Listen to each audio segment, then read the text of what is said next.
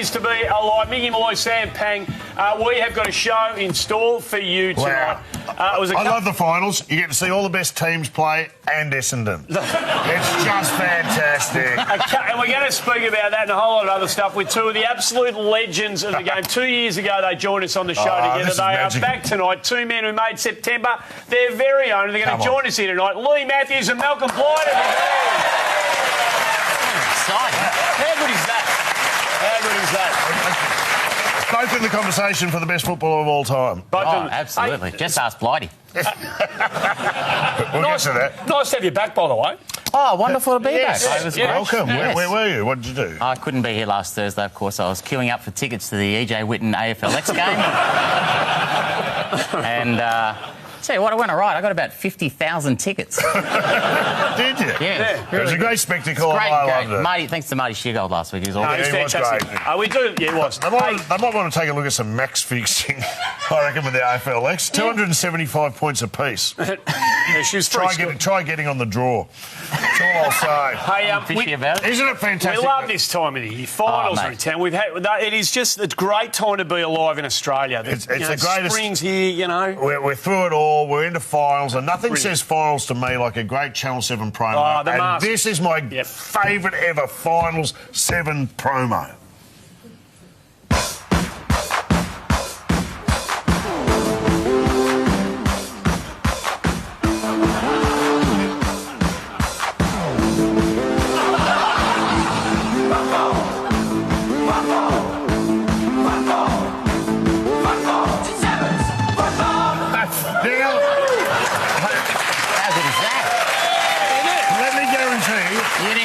We have not messed with that. That's how it went to air. So after a promo like that, I'm really pumped for finals football and a little horny, I have to say.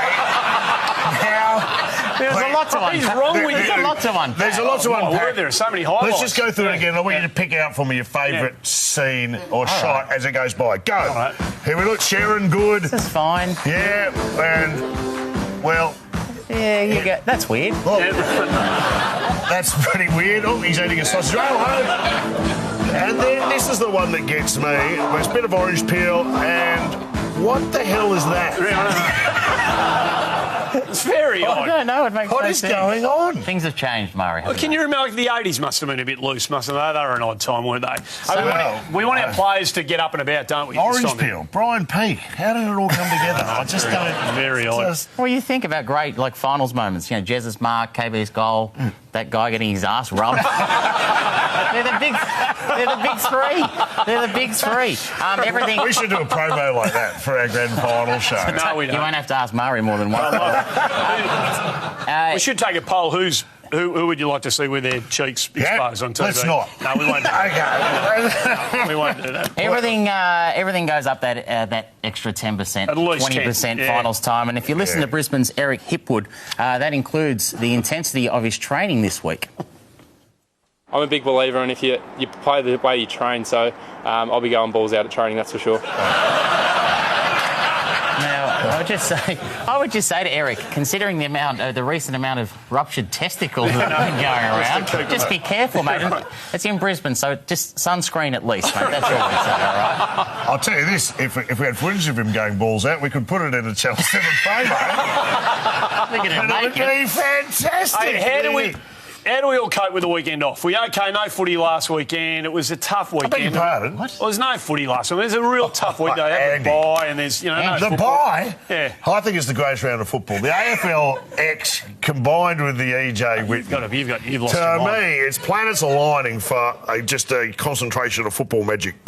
I'm with you, Mickey. All the AFL's bad ideas in one place. Take that back. I have it on good authority that next year's EJ Whitten game is actually going to be in China. Against the Gold Coast Suns. So, mate. Who wins? What a... Oh, No point that. But it's great to see. I like seeing the big V. Oh, you see it you see a bastardised version of the big V. It's nice. Well, hang on, it does take you back. I mean, you do like seeing the big V, and it casts your mind back to the glory days when state carnival footy was what it was all about. Now talk us through this, Andy, because you were there. No, it wasn't there. That's a Tasmanian team. Yeah, the 1969, the National Carnival in Adelaide. There's the South Australia. There was only one hairdresser in Adelaide, I think, at the time. These were great days. I mean, the National Carnival stuff, when the jumpers were worn with pride, and it actually meant something back in the day. It was brilliant honestly, it does look like they're all come together. It was your one chance to get together and boo someone from another state at any time of the year.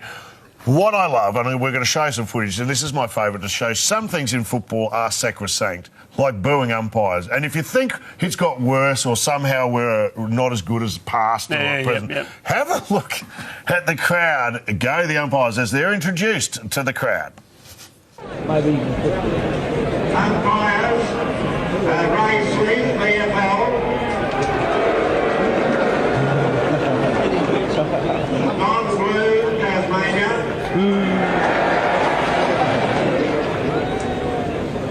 Roy Scott, WA.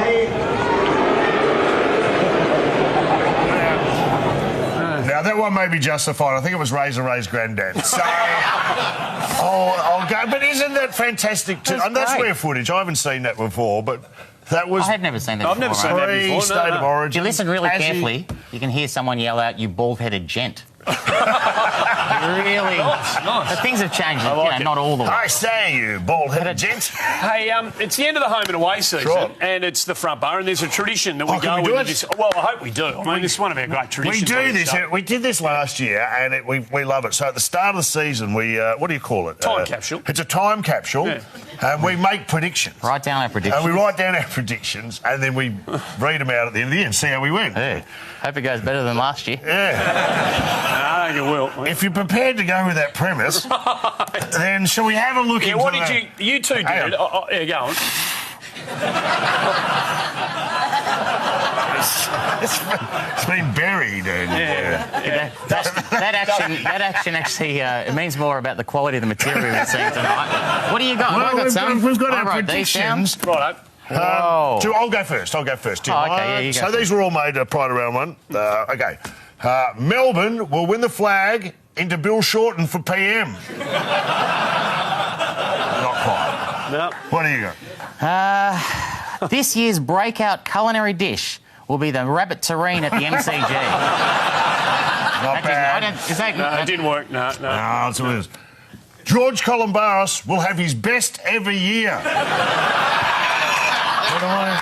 No, it's bad year. Oh, this is it's not football related. This one. Oh, neither was that one. The Super Switch and the proposal to be ratings gold for Channel 7. No one even knows what those shows are. Can I do that one? What are you on? I shouldn't do that. No, don't do that one. I'll tell you during the ad break, guys. Put that one away, Nicky. Yep. Oh, this one. Oh, so close. Jaden Stevenson to invest his match payments wisely. Tough year for the young fella. I've only got one more here. Well, is that right? Gold Coast to finish in the top 17. No! Here it is. We'll do more later. We look forward to that. Hey, I'm surprised neither of you predicted there'd be a real push on in earnest towards the end of the year for Tasmania team to enter the competition. We saw the Tassie jumper in the state carnival from '69. They've united over in Tasmania. North and South have got together. They really want to have a business. It's a big chance this time. I was sent this during the week. It's a serious campaign. It's T23. It's to get a side out of Tasmania by 2023. What say you? Yeah. Do you I always felt they were punished for their loyalty. They were, or like we sink all this money into places where there's historically no interest in AFL, and yet we knew they were going to turn up and watch us. They deserve it. I think it'd be great, Murray. I think they'd instantly become everyone's most fans' second team. No doubt, I'd buy it. And the AFL they've actually said that they're supporting it as well, as long as they play their home games on the Gold Coast or Western Sydney. So, what should they be called? What should they be called? What would you call a team out of Tassie? I'd call them the Tasmanian Roadkill. And on the front of the jumper, I'd have a flattened wombat on the side of the road. Anyway, that's just me. We're blue skying these things. What would you have? What'd you go? What about the Derwent pencils? If you're laughing at that joke, you're a nerd. Oh, I just said a 72. Still went better than the Super Switch and proposal gift early on, by the way. Tassie Tigers, isn't it? Absolutely. If you wanted to be faithful to history, you would call them the Tassie Tigers. There were tigers in Tasmania. There've never been tigers in Richmond. No. Spot on. No. So you're 100% spot on. Yep. You're 100% spot on. Well done, lovely. I like it a lot. Make a prediction soon about someone looking for a new job. That will not be... Seriously? Listen, should Tasmania... do the right thing. Let's spitball a couple of new nicknames for Richmond. Let's do that. Let's not do that. Let's talk about Tasmania. Get your beady hands off Tiger. Right. The Tasmanian tiger is extinct, and if it's not, I will go down there and shoot the rest myself. Devils. Have Devils. Devils. I like Devils. Devils or Mariners. There you go. Do you know what I love? And not only just having a team in the competition, but what they'll bring to the table. Tasmania is an excitement machine, and I've seen them put on a pre-match show, the likes of which you'll never see again. Yeah. Now, for fireworks, sure, maybe nighttime would have been a better time. You've always been a traditionalist in that sense, haven't you? But make no mistake, that is the only fire hydrant in Tasmania. They didn't. And it's there. They'll be better next time with the fireworks. There's no doubt. But what about the halftime entertainment? No, fantastic halftime entertainment goes, no one. It puts on a better show. Now, this is either Tasmanian kids bobbing for apples or the most confused game of Auskick I have ever seen.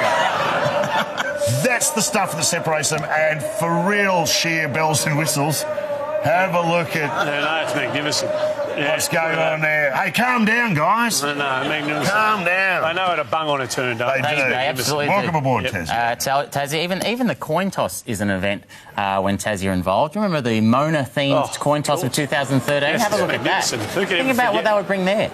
Yeah. That lady's now appearing in The Masked Singer, by the way, so that's good to know. But that's something... Do not ever get in a game of two-up with that woman. That's all I'll say. I know it would appear as though the AFL... I know what it means. Obscure references. It would appear as though the... don't get angry. It's all right. Don't make me get the ball. No. It would appear as though the AFL have resisted the move to Tassie, but never let it be said that they haven't supported Tassie over the years. Let's have a listen to Andrew Demetriou talking about the impact and the contribution that Tassie football has made over the years. Tasmania is a great state that has served AFL football incredibly well, provided some of the most gifted players that have ever played the game. Royce Hart, to name one. Matthew Richardson, Peter Hudson, Alistair Lynch, Brent Croswell, Vernon Halley. There are a whole lot he could have come up with. We're going to get to a break. When we come back, we are blessed. Absolutely blessed. Two of the legends of the game are going to join us on the show. Lee Matthews and Malcolm Blight after this.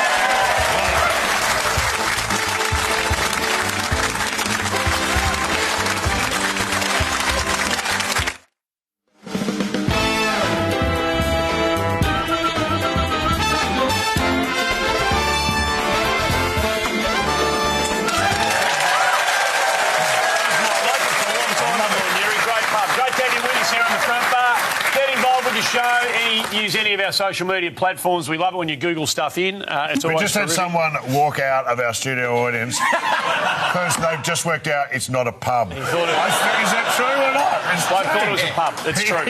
He's done the runner. Hey, teams are in.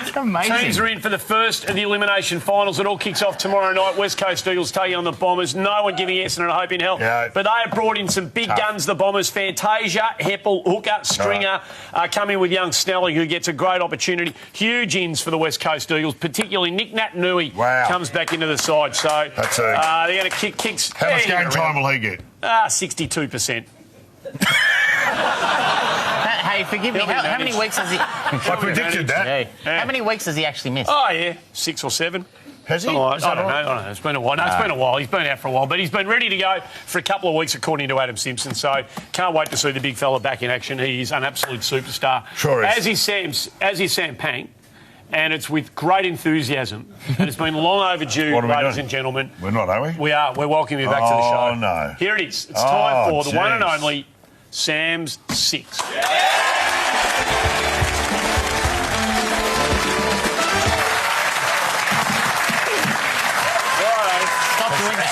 Stop doing it. That's your move. I'm going to borrow it. If you haven't seen Sam 6, I'll just explain to you. I pick a category. It's usually a well-worn category. It's a bit of a cliche. And I just do my Sam 6. Yeah. You know where it comes from, by the way? Do you remember when we used to be on late on a Friday night? Late. Very late. And we were waiting that as soon as the game finished, we'll come on. And then Wayne Carey would do Ducks Dozen. That's right. That's right. So this is our... and you're too lazy to do 12. Oh, man. So you've gone... Yeah, I don't have 12 in me. Like Duck didn't either, by the way. All right, this is my six. This is the six. So what is it? What's the Sam thing? 6 and my top 6 useless pieces of information by a commentator during a game. For this year?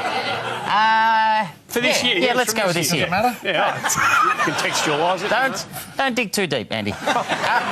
So my top 6 useless pieces of information by a commentator during a game. Number 6 is Dwayne Russell. Number 6 is Dwayne Russell on Oscar McInerney's employment history. It's a long way down there for Oscar McInerney, former Christmas tree farmer and shower screen installer.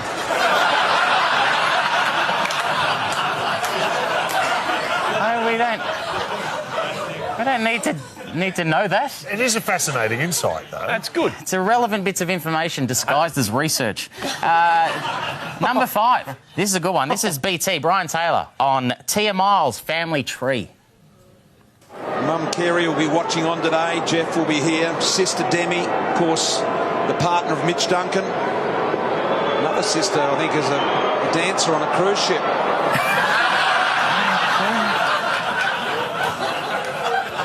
We need to know this. He's either done his research or he's a bit of a stalker. It's a fine line, by What the is way. the category again, please? Just to refresh it's my top 6 useless pieces of information by a commentator during a game. Gotcha. All right?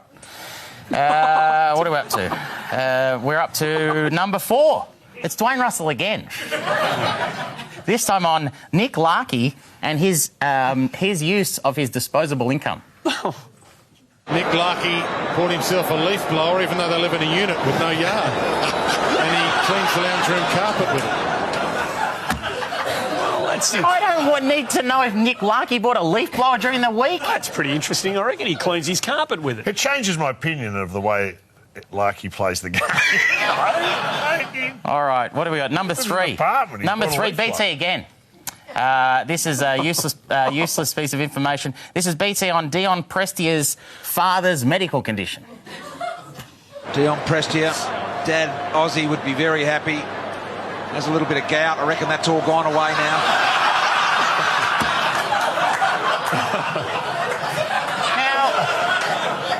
I just see BT in the commentary box reading a doctor's chart.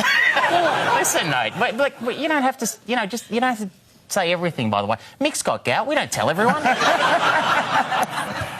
Number 2, useless piece of information by a commentator during a game. Jason Bennett on Shelley Scott's start to a day. Shelley Scott, what a story Shelley is. Comes from Garangamete, just past Colac. She milks 140 cows every morning. You know, the big takeaway of this, but not people know this, they're not her cows, by the way. She just goes around... Just jumps the fences. Goes around finding cows. It's a solid start to the day, isn't it?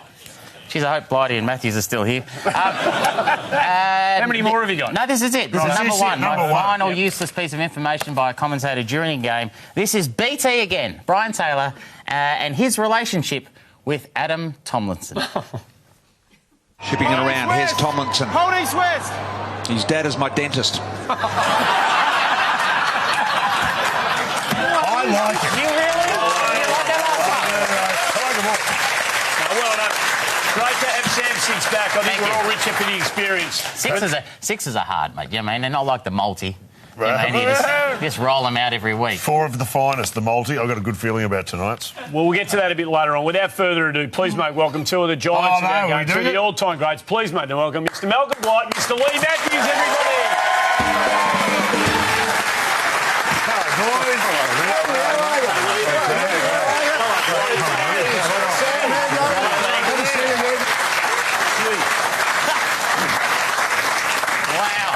How lucky are we? Crikey, we don't get starstruck very often in this industry on this stage, but have a look at that. You don't have to stand so far away from one another, Lee. You can get in a bit tighter if you want, you know. He might hit me like he used to do in the old days. Oh, hang on. Hello. Don't go early. Yeah, I'd be careful what you say, Lee. We may have some incriminating footage of you. Just one moment. We're going to dive into your careers when you come over here. Welcome back too, by the way. Thank you. Thank you. Well, you had to dive in the ratings or something, because we got you going about 12 months ago, didn't we? Jeez, that's a big bridge. Apparently our dive in the ratings doesn't come for another 2 weeks. It will be here. Could be after this show, Lee. Why you'd attack us, Lee, by the way? Considering your performance on game day this year. How much did you love September, whether it be playing or coaching, fellas? We'll have a look at some of your highlights with boots on and in the coach. Lee, you go first. Blighty, you go. So 71 grand final. How much did you love playing your footy at this time of the year? How old were you in 71, Lee? 19. 19. I would have been. Yeah, no, well, it's just the fact that you're still alive and all your half the team competition's gone and a few of you. It's just exciting, and what may lie ahead in a few weeks' time, Blighty. Yeah, no, it's a great time of the year, isn't it? Fantastic. 8 great teams this year too. Very hard to pick winners. Oh, there's a good mark. Oh, there's another one. Oh, look at this. There's millions of them. How many marks are there in a game? Oh, mate, well, we've been looking at hours of footage, Blighty, trying to get it down to... One of the great moments. Oh, look, there's a little shonky move from the great man. If you can only be a coach or a player come finals time, is it an easy answer to tell us which one you'd rather be? Because you've experienced both. I mean, you're both premiership coaches. Yeah. Oh, player for me. Player for you, yeah. Absolutely. Yep. I would have thought captain coach for you, Blighty. If it lasted more than 16 weeks, it would have been great. Look at that! Taking a hanger. I mean, between you guys, 22 grand finals as players and coaches. Lee went 12 times. Blighty, you went 10. I mean, your records as players and coaches needs no real introduction, but come this time of the year, you two are absolute superstars and champions, and a joy to have the pair of you on It's a rare pleasure. It is. It's great to see you together at the bar, but also it was great to see all that footage. We didn't actually see much of them together, and so we should go back to the 75 grand final. We showed this last time you were on, gents. Yeah, please. We can talk us through it. Don't turn on me, Blighty. Come on, mate. This is you two coming together in the 75 granny. To talk us through this. There you are, Blighty. Okay. Now, last time, Blighty, Lee, you said you got the ball. I did. Blighty, that ear is rearranged by 2 inches. It used to be further around here. Did you play on each other much during your careers? No, not really. Not really, no, not a lot. Stay away from each other. Yeah, not directly. No, I kept away. Blighty, once and for all, I know it was a long time ago, but was there contact made to the head? Oh, just a graze, yeah. Yeah, right. So you really sort of bunged it on a bit, didn't you? Yeah, it was a free kick. Yeah, you got it, free kick. Hey, we look at all that footage and you're giants of the game and your football finals record's amazing. You're also captured forever on football cards. Oh, yes. Which I'd like to show right now. Yep. Let's have a look at Malcolm Blighty. Yeah, that was the mug shot on the night after the night. It's got a touch of the Wolf Creeks about it. I think. And as for you, Lee, let's have a look at your mighty footy card. It reminds me of another footy card, and I can't quite... Can you remember what? Oh, that's right. Is it Escobar? Was it... Pablo Escobar. Yeah. And Lee, can I just point out while we've got those 2 pictures up, one of those blokes, and only one of them, got the nickname Lethal. So, congratulations to you, sir. Thanks, Rick. Where did it come from, Lethal? First time you got Lethal? That was Lou Richards when he was writing for the Herald Sun way back about 71, 72. And Blighty, where did Blighty come from? You know, so many... What? Did you ever have a nickname during the career? No, not so much in Melbourne. Probably in Adelaide, but Blighty came from a coal miner's pit in Wales. Really? Is that where it came from? Yeah, right. Oh, remind me never to ask that question again, Blighty.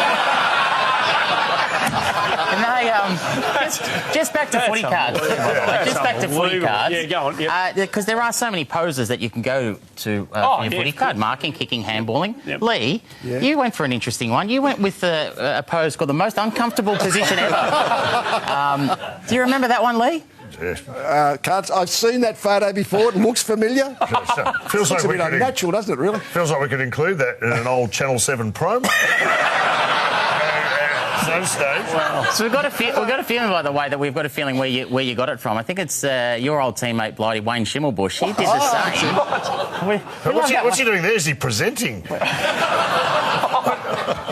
Seriously, why would you do that move, Lee? Well, I think it might have been an action shot of picking the ball up, and that's just a still photo. I never saw you pick up the ball like that.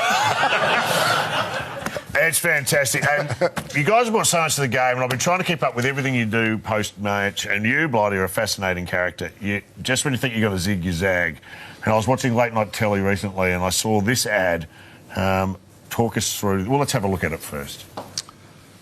Right across our island continent, the trusted name in caravans is Noel's Island Star. And you'll find the entire range here at Adelaide's Oasis of Caravans. Touring vans, family vans. Or choose Island Star for 5-star luxury and superior quality. Buy new or used and you'll love the way they do business. Noel's Caravans, Noel's Caravans, Noel's Caravans, Noel's Caravans. Now,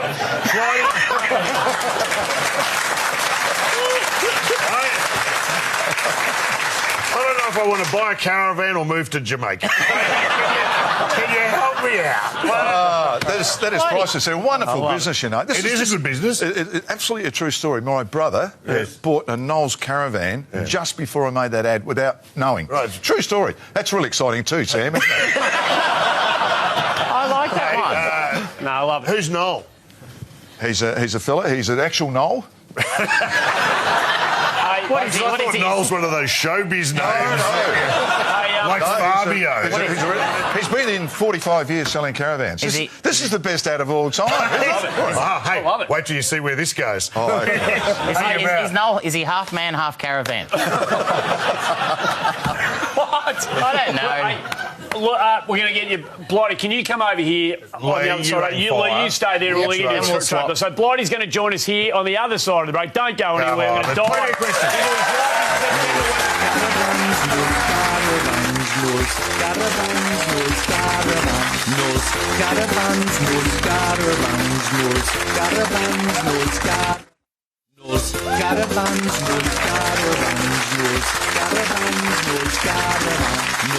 Welcome back to the show. Lovely to have you with us. Lovely to have Malcolm Blight and Lee Matthews with us. Absolute treasures of the game, and we are very, very lucky to have you on the show. Absolutely. Both legends of the game. We've said that 15 times. Yep. But just for some of our younger viewers who may have tuned in and they don't actually immediately recognise one of the greatest in the game, you'll probably know him as this, Malcolm Blight, caravan salesman.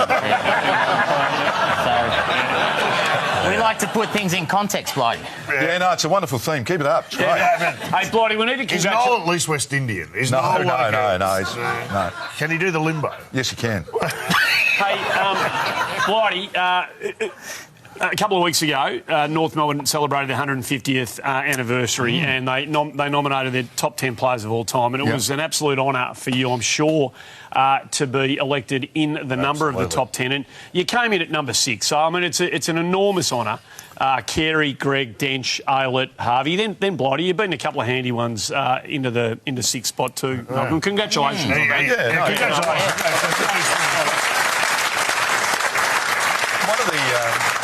I didn't realise it on the night, but one of the most scariest things, of course, you get a player number at your club, not your Guernsey number, but your order of play from 1925 at North Melbourne. Guess what my player playing number was? 666. Oh, that's spooky. Noel's Caravan.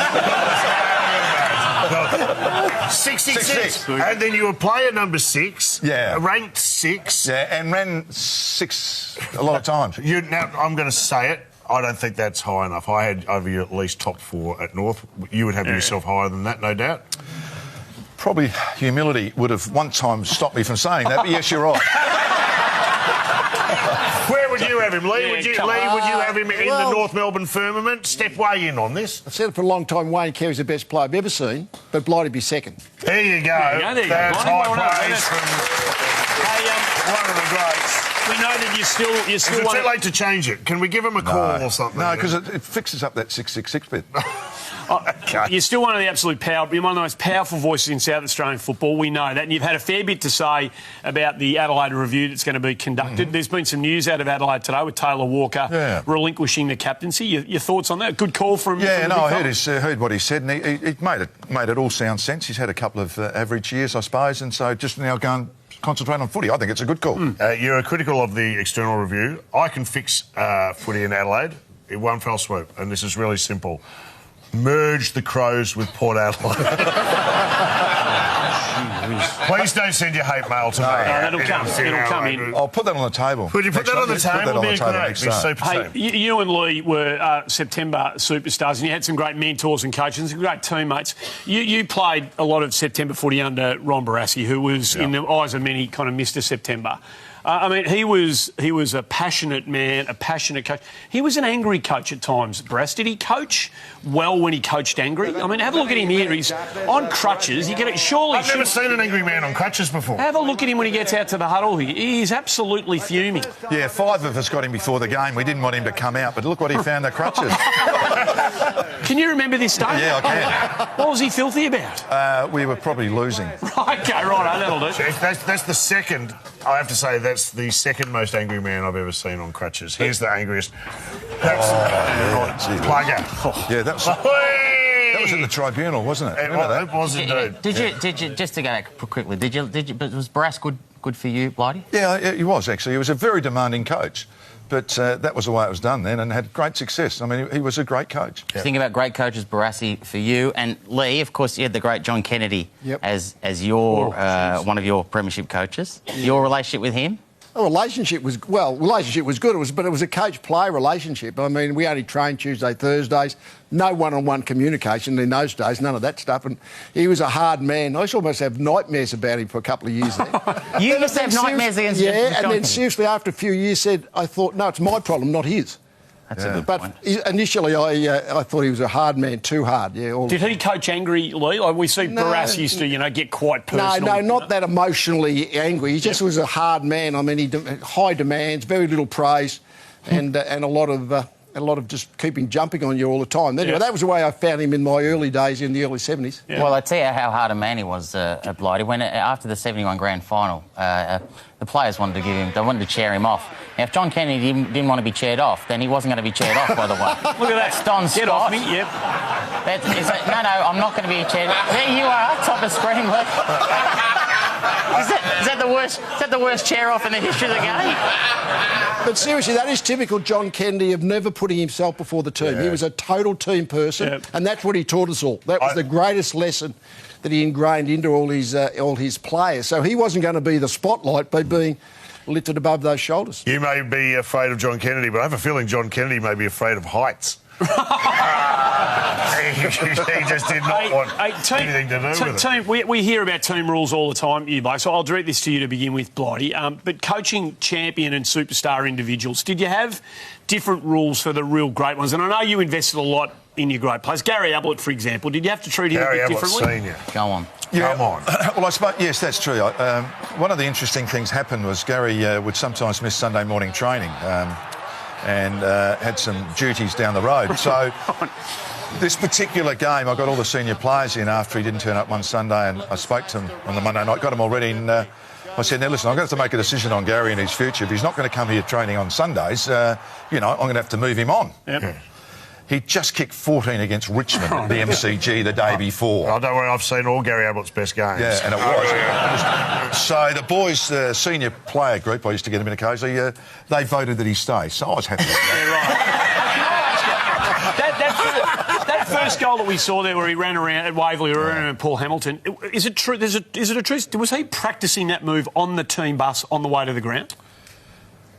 No. Oh, well, there goes that. Okay, can I give a cut? Is it true in one of the finals, I think it was before Essendon was out at Waverley, before he kicked a big bag, he hardly ever spoke to the other players, And then just before we went out the field, he gathered them all together and said, hey, guys, kick it to me. Because he knew he was on that day. No, it's actually got a bit confused, that story. What actually happened was going to get Gary to start on the wing and not start at full forward, so it confused the opposition. So I told him 8 times before the game, start on the wing, and the last man out goes, don't forget about starting on the wing. Go up the coach's box. Guess who's at full forward, not on the wing?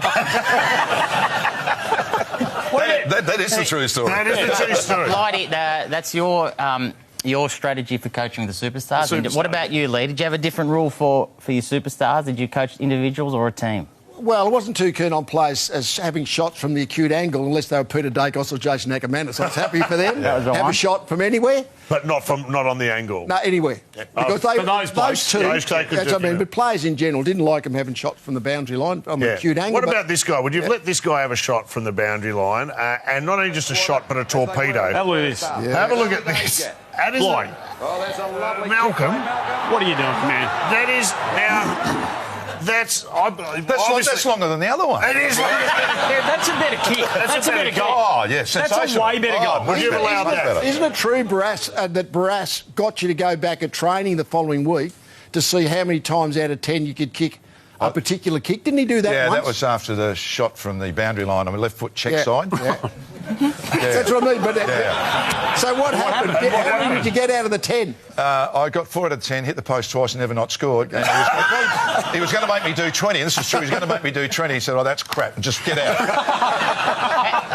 How would you have gone coaching Blighty and how would you have gone coaching Lee, do you reckon? Lee, you first. Just go and let him play. Yeah? Yep. Blighty? Oh, yeah, I would have let him play over there. It would have been great to see. Team rules, man. I've got a quick one for you, Lee. Is it true, it comes up a bit, that you put a ban on your players having sex in January because it meant they may miss finals if they have a baby? See, people are laughing. This was serious because Daniel Bradshaw, one of our players, missed a final because his wife Angie went into labour the night before, I think it was a semi-final in... must have been 2000 or something like that. So you don't want to have... OK. How did you police that, Lee?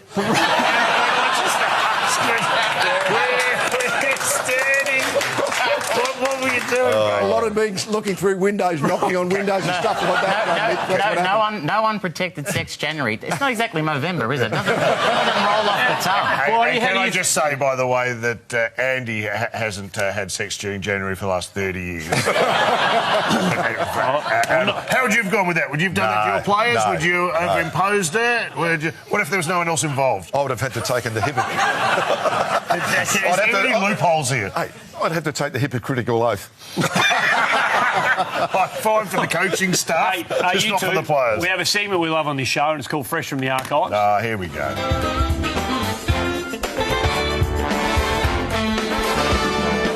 I'm just going to focus on you for a second, Blighty, because this is special. We love going through the archives and finding stuff.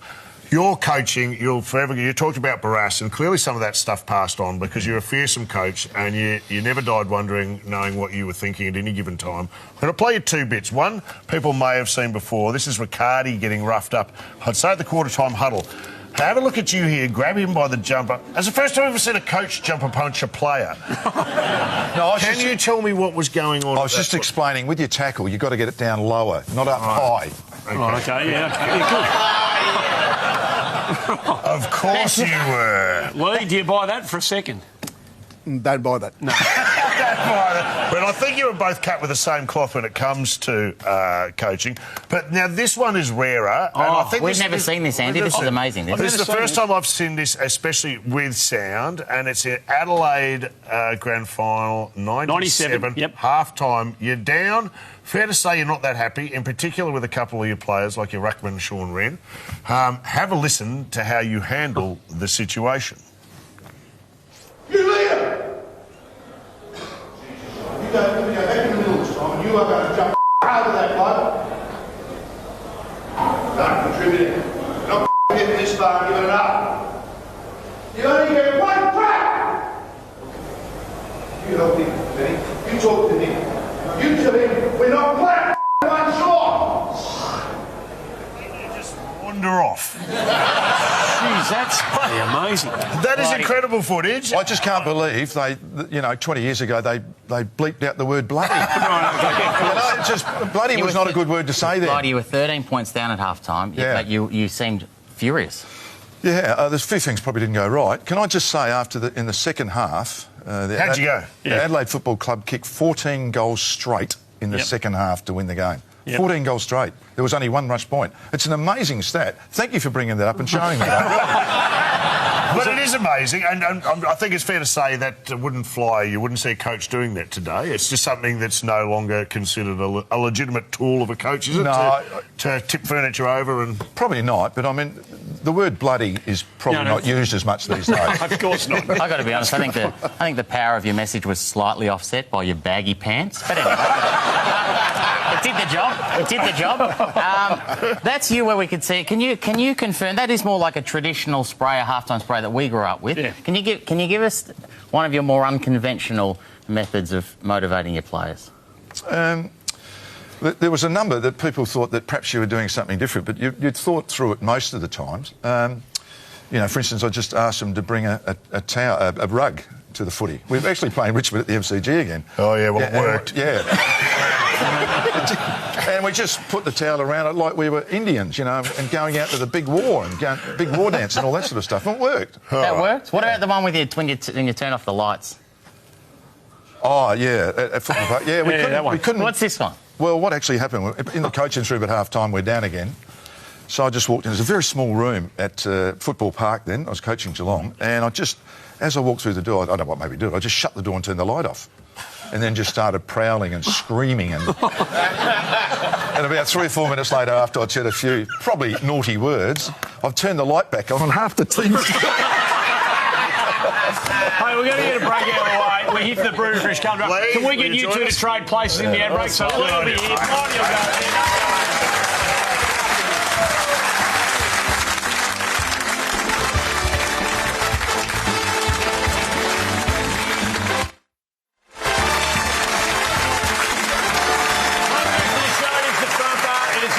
Joy to have Melbourne Blight and Lee Matthews in the studio. We get to the finals, fellas, and we want to play our best footy when it comes to the finals. I don't know whether your best game ever was in a final. What's the best game you ever played? Yeah, you've played so many. You're right up there. Just one stick out for you. Yeah, Easter Monday, 1973. Yep. I had a bit of chocolate chip pavlova the night before. Nice, yep. Really worked wonders. Listen up, kids. This is about the perfect preparation. And what did you do? I kicked 11 goals. Right. And did you stick with the chocolate pav as a lead up to the game for a while? I did for a few years, but it never worked again. And when you kick 11 goals, do you know that day you're on? Do you know from the get-go? Do you feel different? Or do you go, can't be stopped today? Yeah, well, I wish I could remember it. Seriously, this is 1973. It's a long time ago, so I know it happened. My one memory of the game, seriously, is late in the game. I kicked 16 goals in the grand final. I just can't remember it. We're about 10 goals in front of Eastern, and I was running into an open goal, and there's my teammate in the goal square with his opponent, and his opponent ran at me, and I had to hand pass over the top. I could have kicked 12. Terrified. I'm terrified. It haunts you, does it? It's just a shame things didn't turn out right for you, Lee. Can you single it down to just one? No. Of the best games that you've ever played? The 77 grand final replay, after sort of almost missing out the week before, I actually looked What do you up. mean missing out? Well, the coach had a bit of a problem with few players. You weren't going to play in the 77 grand final? Maybe. But, but Doug Wade wasn't going to play in the 75 one too. Okay. Brass had this thing of building up stuff. Anyhow, that was, I think, the most touches, 27, and kicked a couple. In the replay. But the best game I think I ever played, we lost in 79. We played Collingwood out at Waverley. And I had 30 plus and kicked 5 goals in a losing team. Yeah. And you get the trophy for I think that was probably the best individual game, but we just didn't win. Yeah, but who cares?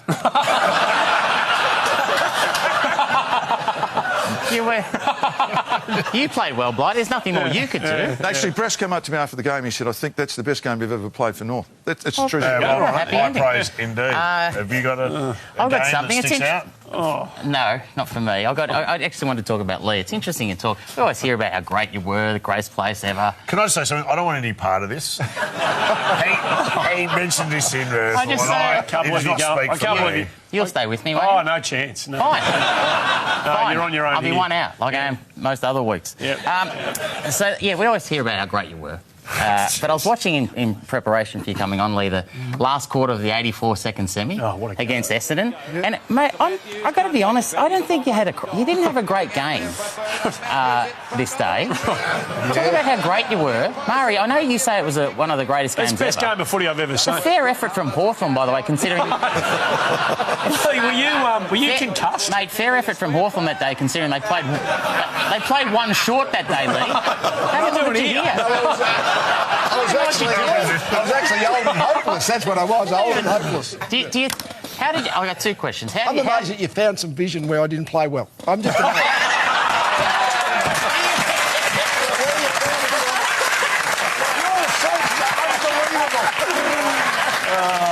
That's why we had to wait 2 years to get you back. I worked so hard for that. I know. That was the best game of footy I've ever seen. Do you remember that being a high-quality game of footy? Yeah, it was close all day, and it was a couple of points at the margin at the end. I remember the game, and it was just the most intense game. As I say, close the whole time, so I can remember that. Saturday night, Lee, we're going back to the Gabba. The Tigers are visiting for a final. Wow. The scenes in post the Geelong game, did this take you back? How attached to the Brisbane Footy Club are you, and do you get this? Are you happy to see these? Well, I'm still on the board, but I retired from coaching 10 years ago because I never wanted to really care about a game of footy again. It's like the centre of your existence. Yeah, right. Anyway, but this game I was just sitting in the stand watching, and when Lincoln McCarthy jumped on the pack, I jumped in the air. Did you? Yeah. And after the game, I said to me, mate, I've never been down the rooms because I don't reckon it's my role to be in the rooms in the role I play. So I've never been down the rooms post-game since. But I went down and I found Chris Fagan. I gave him a hug. You gave Chris Fagan a man hug, and you're not into... I'm not really a man hug. I've got to say that. Good on you. No.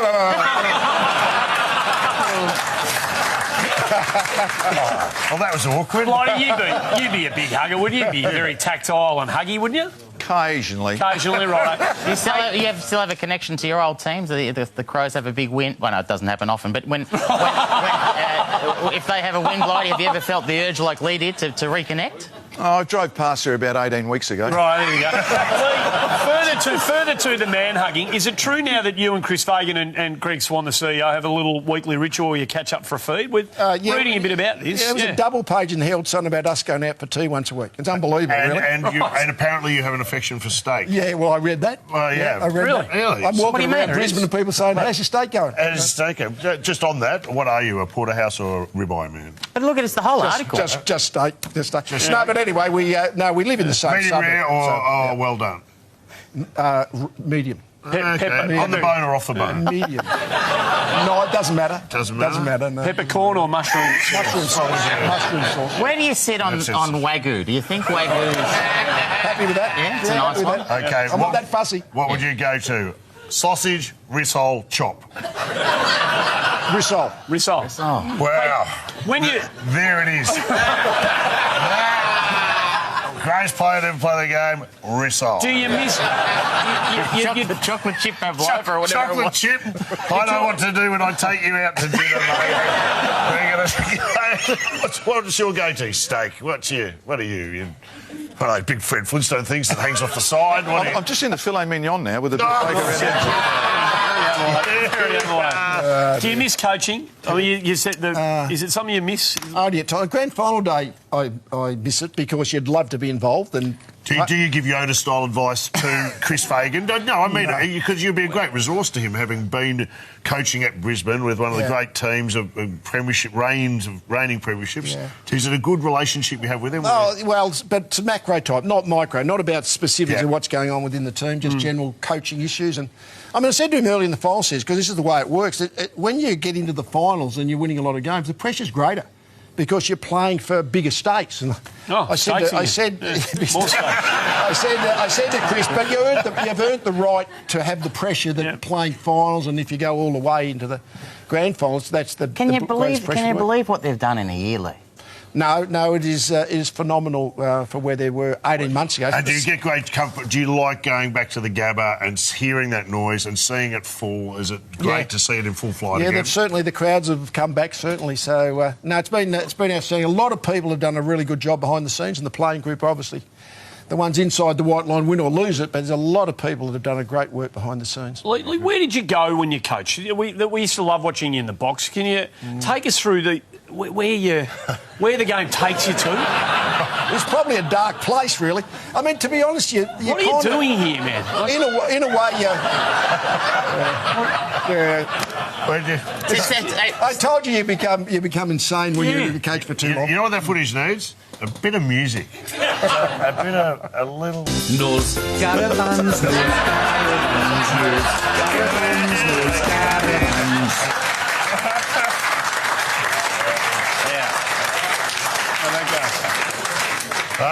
You can they'll send you a cheque after tonight. Malcolm?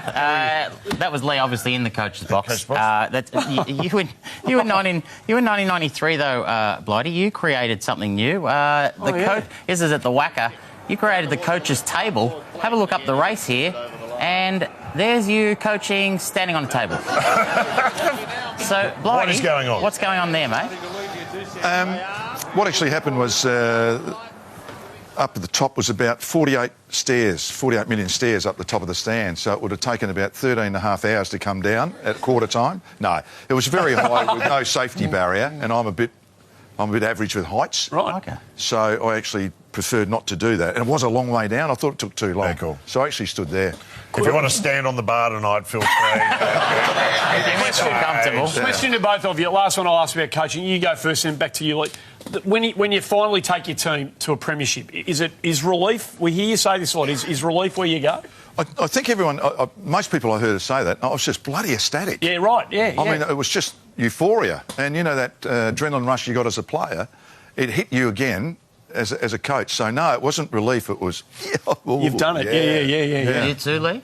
Well, I've always said that we always wanted to play, but the coaching a premiership team is almost better than playing because the team's the only thing you got as a coach. Like, you got no individual performance that you can hang your hat on, in my opinion. Yeah. So if you win, and the moment you know you've won, whether it's the final siren or some point in the last quarter where you think you can't lose now, that's the best. That's a great feeling. Well, that happened in 1994, of course, and if you talk, Blighty talked about, euphoria and absolute, the adrenaline rush. There's dates with the thing, and you can see it here that you are just ecstatic, Lee. Hey, Lee, calm the farm. You're over the top there, Whoa. I don't want to act too excited. We've got to play next year. That's what you had. Blighty, that was Lee after a win. You've described your emotions after a win. The year before, in one of the greatest grand finals ever, the 89 grand final, this is you after, of course, you lost that one, Blighty. You took it a bit better, I reckon. You seem to be fine, actually. Great shot. Yeah. You were fine. At 89, though, that must have hurt. I must say, I've done nearly 50 to 100, I can't remember now, how many interviews about that game and how special the game must have been in a lot of people's eyes from the football world. Sadly, someone had to run second. Yeah, true. We're still talking about it. Sadly, we have to finish this conversation, which I hope continues up in the boardroom afterwards over a couple of beers. I can't thank you both enough for coming in. It's always special for us to have one champion on, but to have two, and we did this last year, it's such a special night. We've got you both a present. Lee, you've got a meat tray. Right, nice. We want you to Take that home, And Malcolm, for you, it's a musical treat. Beat 'em, boys! Come on! Where are they? Let's go! Yes!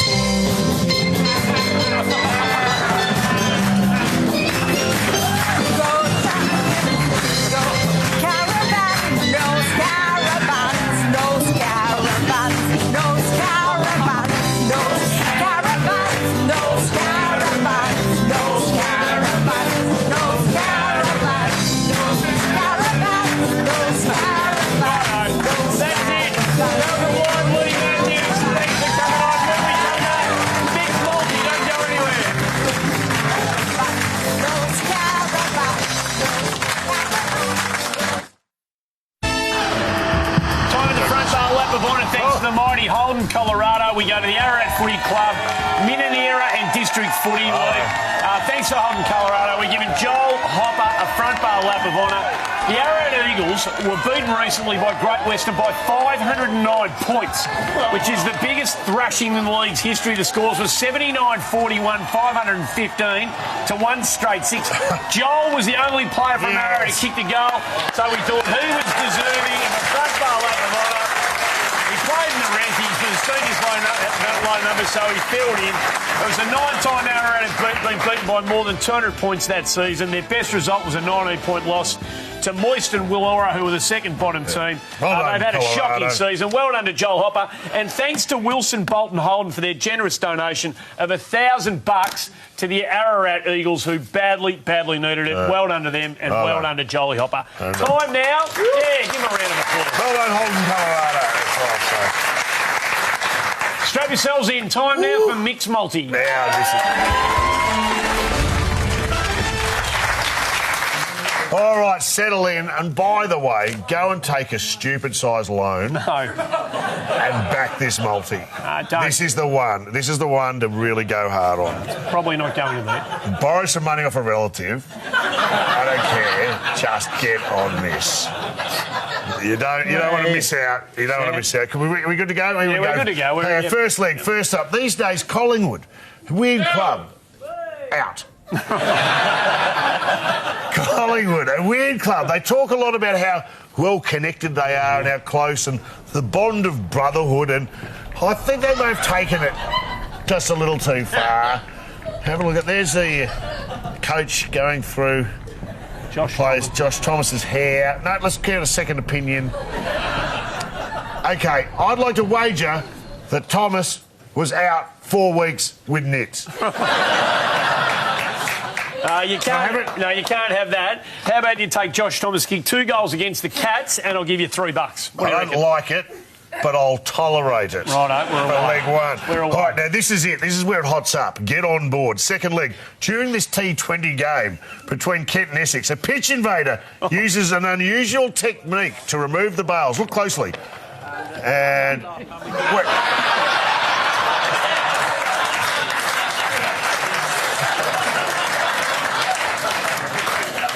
I like to wager that guy does a better job of whipping off the bails than Nathan Lyon.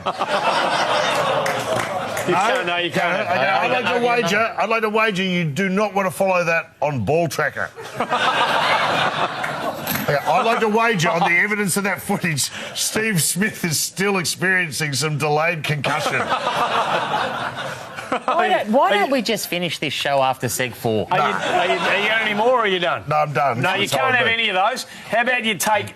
No. Well... Oh, you got another one, have you? No, or how about you take the Eagles-Bombers final? The first goal to be kicked in the first 2 minutes of the game, and I'll give you $3. You know who would have reported beautifully on that incident with the bails? Who? And who would have had a cake? No. Roaming NASA! Oh, no. Roaming NASA.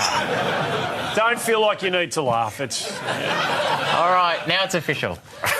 That's 5 times I've attempted that joke, and that's the best reaction it's ever had. Mate, I may be able to do a Sam 6 on Sam 6 times roaming NASA hasn't worked. It's a really good joke. How good would that be, Murray? Yeah, that'd be great, yeah. Guys, that's the multi for you. No, you never know what's third leg, bowl it up. Okay, watch this. I'll get you back. I'll win back your trust. With this, oh, yeah. I will. Jeez, I wish I was that bloke who left earlier on. I really do. He'll come running back in the doors after he hears the third leg. Kissing the Pope's ring is a gesture. Kissing the Pope's ring, Andy, is a gesture of reverence and respect. Although he doesn't give worshippers in this line much reverence. Have a look. Don't kiss my ring. And don't kiss my ring. No. I'm not joking. Have a look at him. And no. Look at this. No. What's he doing? He's not letting people... Why not? You're Pope. You've got one job. Okay. What? I'd like to wager that there's a very good kissing a ring joke in there, but I'm not going to do it because I'm better than that.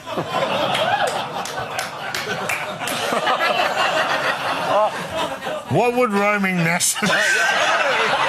not even sure that you've asked for anything there, but you can't have it. Whatever you ask for, you can't have. How about you take the Bont, that being Marcus Bontempelli, 30-plus disposals against the Giants will give you 250. What do you reckon? So just to clarify, now it's come to the point where you're just throwing the clips and not even doing jokes off the back of them. Okay, what's this? Is that what you're doing? This is what it's come to. Mate, you used to be one of the greats of this country. I've known the rule book. You used to be a comedy great. What's this? All right. What league is it? 4. Mate, 4. To boot this home... Righto. Check out this skateboarder trying to land the trick. Now, have a look, and they've set up a camera to film it. Now, watch the skateboarder. You all think this is going to involve the skateboarder, but it doesn't. Check out the guy on the bike. Yeah. What? Yes. Pretty good. I'd like to wager the guy on the bike is a Collingwood supporter.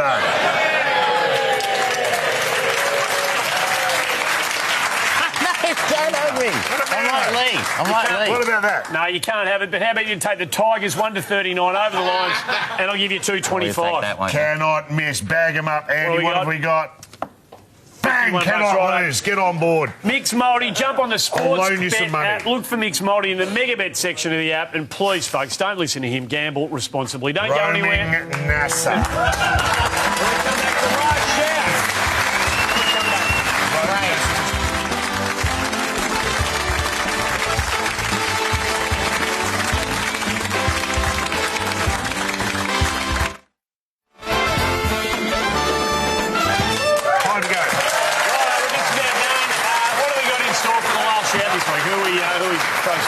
The last shout this week goes out to the good folk down there at the Esplanade Hotel who'll be hosting us for our grand final show at the Espy well-worn... Oh, hello, girls. Dinner's on. Look at those three. It's going to be great. That is going to be on. We're going to do a special. It feels like we come full circle. We started a little pub, the All Nations, in Richmond. We're going to go to the biggest pub in Melbourne, the Esplanade. If it was full circle, we'd go back to the All Nations. Well, don't make me get the whiteboard out and discuss this. It's great fun. It's full circle. Oh, OK. We've had a great... It's been great fun, thanks to Lee. Feels like the end of a journey. Thanks to Lee and Blighty for coming on the show. We've got a massive show next week. I'm so looking forward to this show. Martin Pike and Hayden Ballantyne are joining us on the show. The Bad Boys. It's the Bad Boys edition. Absolutely fantastic. Did you just throw it away like, oh, thanks to Lee and Blighty? Yeah, well, we've done a big thank you to Lee Matthews and Malcolm Blight. And, of course, a massive thank you to our band who popped in tonight. Calypso. Good on you, guys. A round of applause for the Calypso. There you go. All right. Have you got a tune? I've got one. Would you mind? We know you kind of love belting out Noel's Caravan. But do you think you could do that tune to Tigerland? Sure. Yeah, right. Can you give it a go to take us out tonight? So it's Calypso, take us out. Go, Calypso. We'll see you next week. Calypso, everybody.